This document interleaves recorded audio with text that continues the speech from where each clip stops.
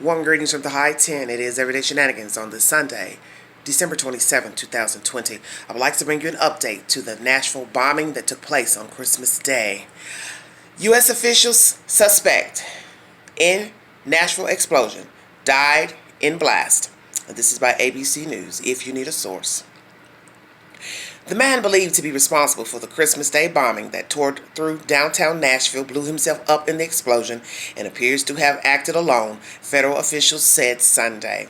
Investigators used DNA and other evidence to link the man, identified as Anthony Quinn Warner, to the mysterious explosion, but said they have not determined a motive. Officials have received hundreds of tips and leads, but have concluded that no one other than Warner is believed to have been involved in the early morning explosion that damaged dozens of buildings. Nashville is considered safe, said Metro Nashville Police Chief John Drake. There are no known threats against this city. In publicly identifying the suspect and his fate, officials disclosed a major breakthrough in their investigation, even as they acknowledged the lingering mystery behind the explosion, which took place on a holiday morning well before downtown streets were bustling with activity, and was accompanied by a recorded announcement warning anyone that a bomb would soon detonate. Then, for reasons that may never be known, the audio switched to a recording of Petula Clark's 1964 hit, Downtown, shortly before the blast.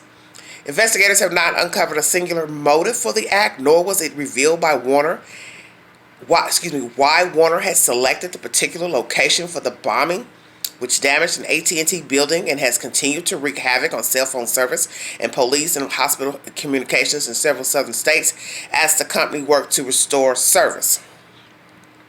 Warner, who public records show had experience with electronics and alarms, and who had also worked as a computer consultant for a Nashville realtor, had been regarded as a person of interest in the bombing since at least Saturday, when federal and local investigators converged on a home in suburban Nashville linked to him. Federal agents could be seen looking around the property, searching the home and the backyard. A Google Maps image captured in May of 2019 had shown a recreational vehicle similar to the one that exploded parked in the backyard, but it was not at the property on Saturday, according to an Associated Press reporter at the scene. On Sunday morning, police formally named Warner as being under investigation. Officials said their identification of Warner relied on several key pieces of evidence, including DNA found at the explosion site. Investigators had previously revealed that human remains had been found in the vicinity. In addition, investigators from the Tennessee Highway Patrol recovered parts from the RV where the bomb was detonated among the wreckage from the blast, and were able to link the vehicle identification number to an RV that was registered to Warner, officials said. We're still following leads, but right now, there's no indication that any other persons were involved, said Douglas Korneski, a special agent in charge of the FBI's Memphis field office. We reviewed hours of security video surrounding the recreation vehicle. We saw no other people involved. Police were responding to a report of shots fired Friday when they encountered the RV blaring a recorded warning that a bomb would detonate in 15 minutes. Suddenly, the warning stopped and Clark's hit Downtown started playing. The RV exploded shortly afterwards, sending black smoke and flames billowing from the heart of downtown Nashville's tourist scene, an area packed with honky-tonks restaurants and shops. Buildings shook and windows shattered, streets away from the explosion near a building owned by AT&T that lies 1 block from the company's office tower, a landmark in downtown. Forensic analysts were renewing evidence collected from the blast site to try to identify the components of the explosives, as well as information from the U.S. Bomb Data Center for intelligence and investigative leads, according to a law enforcement official who said investigators were examining Warner's digital footprint and financial history, as well as a recent deed transfer of the home they searched in suburban Nashville.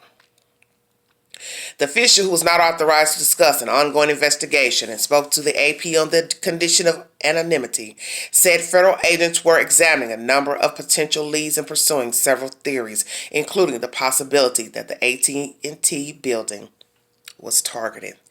Korneski said Sunday that officials were looking at any and all motives and were interviewing acquaintances of Warner's to try to determine what may have motivated him. Earlier Sunday, the officers who responded provided harrowing details, at times getting choked up, reliving the moments that led up to the blast. This is going to tie us together forever for the rest of my life, Officer James Wells, who suffered some hearing loss due to the explosion, told reporters at a news conference. Christmas will never be the same. Officer Brenna Hosey said she and her colleagues knocked on 6 or 7 doors in nearby apartments to warn people to evacuate. She particularly remembered a startled mother of 4 children.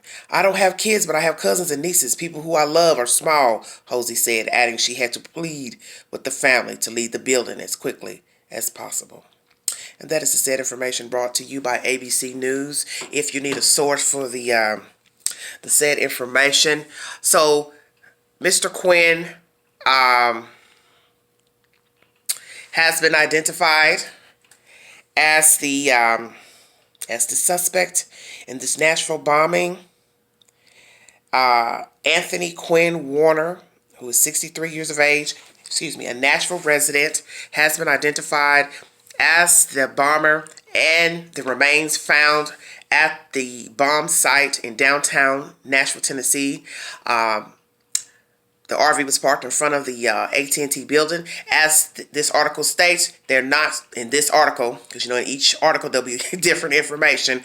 This article is stating that there isn't a motive that they know of. But when I brought you a upload just a little while ago, a 5G theory came into that said article and source, and where that article got that information from about the 5G.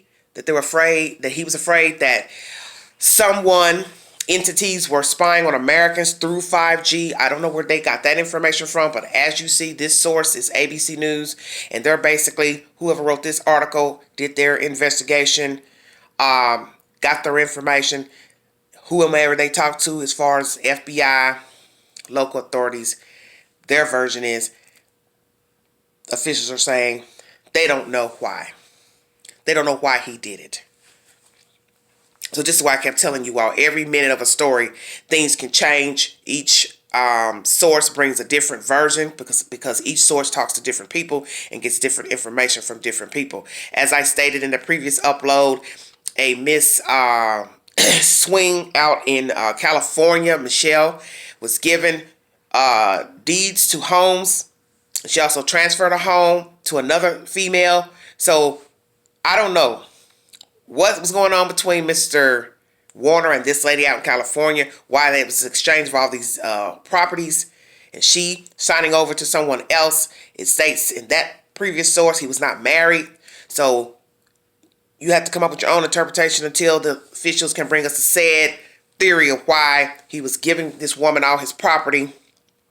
What was his reason for building a bomb and detonating it downtown Nashville?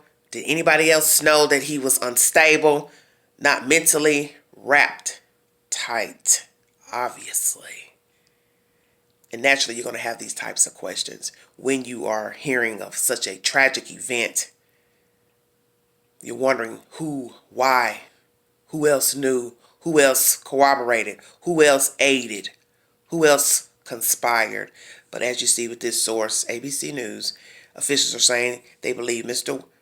Warner was the only suspect, the only orchestrator of this crime, and that he also perished in the bombing that took place downtown Nashville. Because naturally, in the previous article, I told you that they will be checking, verifying his the DNA from his living mother to the remains that they found at the site. So obviously they've done that already, and this source says they have been confirmed. That's the said information from ABC News. When I get more information pertaining to this story, I will jump on. I figured I'd be jumping back on because I knew something else was going to come up. I kept telling myself maybe you should just wait till nighttime, but I like to bring you all the information because some of you do not watch the news on TV. Some of you don't watch news sources on your devices.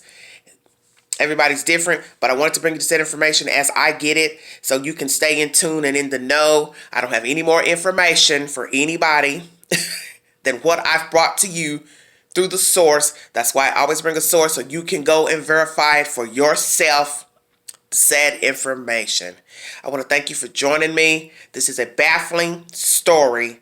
I'm befuddled, I'm baffled, I'm confused, and I'm just thinking to myself, once again, Here's a man who was unraveling and no one paid attention. And I find it odd that nobody knew that he was unraveling, because what I always tell myself, somebody called in the tips, at least probably for the RV, if nothing else. But I don't know if he had a lot of friends or family, or if he talked about his issues or concerns about the world. But I always say that when you have someone like this that blows up something, they've talked to somebody. They've said something to someone. And it may not be in or at length, winded conversation. But he said something to someone that was disturbing, offhanded, off the wall. And someone just said, oh, all right. And they didn't bother. Because that's what happens with most of these horrific tales. People listen at stuff people tell them. They know it doesn't sound right. They know it's off the wall, crazy talk, belligerent talk, ranting, raving, whatever. And they just ignore it. And then they don't come forward with the 211 and the 411 until something terrible happens. And then it's too late. Thanks for joining me. Like, share, subscribe, drop your comments below. Thanks for joining me in the high 10. You all have a prosperous week. Mask up, America. COVID is real. Thanks for joining me. I will bring you an update to this sad and pathetic story out of Nashville, Tennessee. Prayers for Nashville first responders, those living on that said street, those who have been without service, praying that everyone has their service back on. God bless America. We need help right now. We need dire help, dire prayers, because we are sinking, slowly sinking in sand, and it is sad. Thank you all so much for joining me. You all have a wonderful week. I'll be back with another update. This is Everyday Shenanigans. Good night.